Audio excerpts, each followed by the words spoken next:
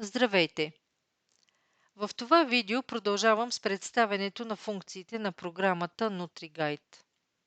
Сега ще ви покажа как да създадете вашия първи парцел и план за торене.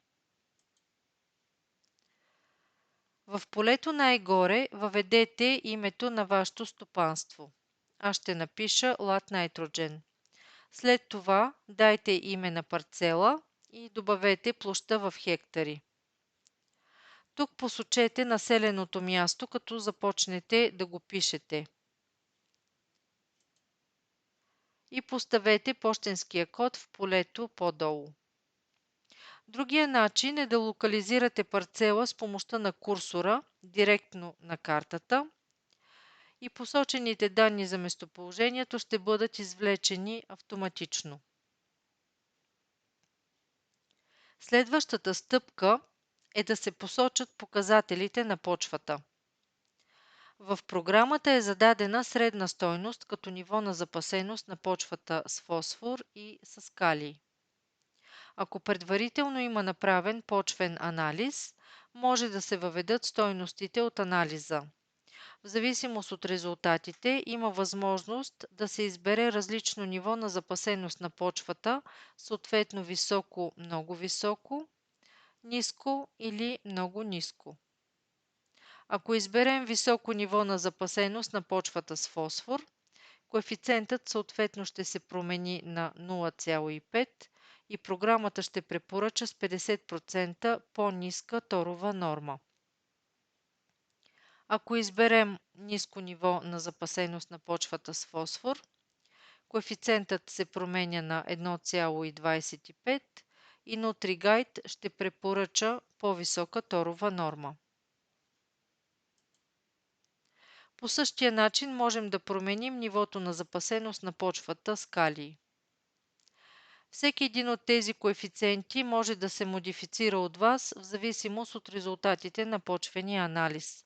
Тук примерно можем да напишем 0,7. Връщам настройките. След това, ако имаме данни от почвен анализ, трябва да отбележим колко е минералния азот в почвата.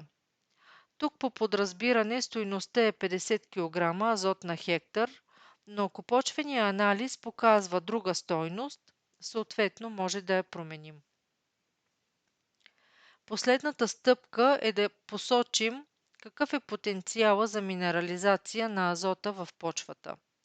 Въведената средна стойност е 0 кг азот на хектар, но съответно това може да се промени. Почвите с високо съдържание на органични вещества имат по-висок потенциал за минерализация на азота. Връщам настройките и продължавам. След това от падащото меню изберете културата, която ще се отглежда през настоящата година. Аз избирам зимна пшеница. В полето очакван добив е заложен среден добив за съответната култура, който може да промените според вашите очаквания. Тук ще заложа 6 тона на хектар. След това най-долу трябва да изберем какъв е бил предшественика. Аз избирам царевица за зърно и продължавам напред. В следващата стъпка трябва да посочите дали вече е внесен органичен тор.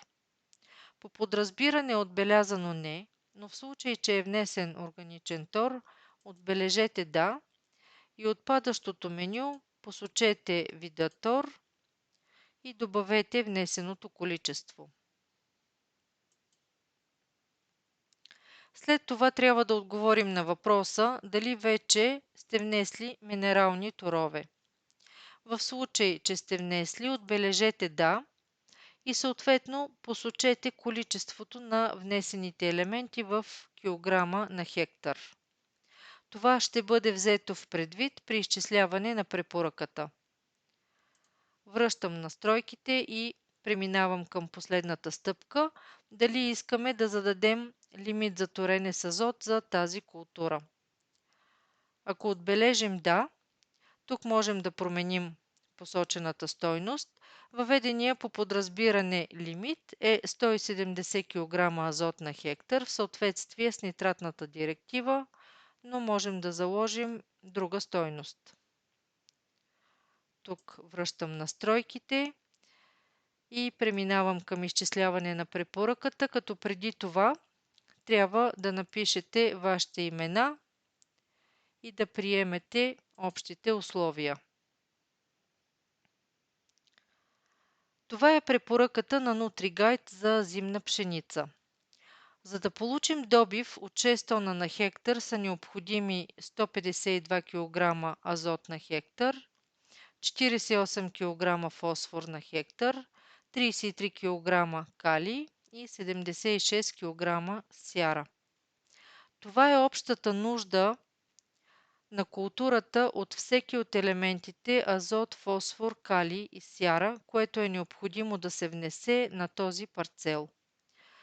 В секцията разделяне на торенето може да видим какво количество тор е препоръчал NutriGuide през различните етапи. Виждаме, че NutriGuide е препоръчал комплекс 15-15-15 плюс сяра плюс цинк, предсеитбено 267 кг на хектар. На графиката в дясно NutriGuide показва какво количество е необходимо да се внесе като чисто активно на тази култура. Това е отбелязано в жълто. И до каква степен препоръчения продукт ще покрие тази нужда, което е отбелязано в зелено. NutriGuide винаги изчислява препоръката така, че нуждата на растенията от азот да е покрита на 100%. В фаза братене NutriGuide препоръчва 166 кг на хектар калциево амониев нитрат. В фаза удължаване на стъблото препоръчва 137 кг на хектар калциево амониев нитрат и в фаза флагов лист препоръчва още 112 кг на хектар калциево амониев нитрат. Ако изберете моите парцели от менюто в ляво, ще видите парцела, който създадохме. Пред името на парцела има иконка, която означава, че този парцел има създаден план за торене.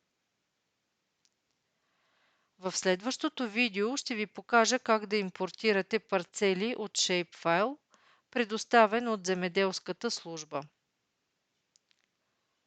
Благодаря за вниманието и успех в планиране на торенето с NutriGuide.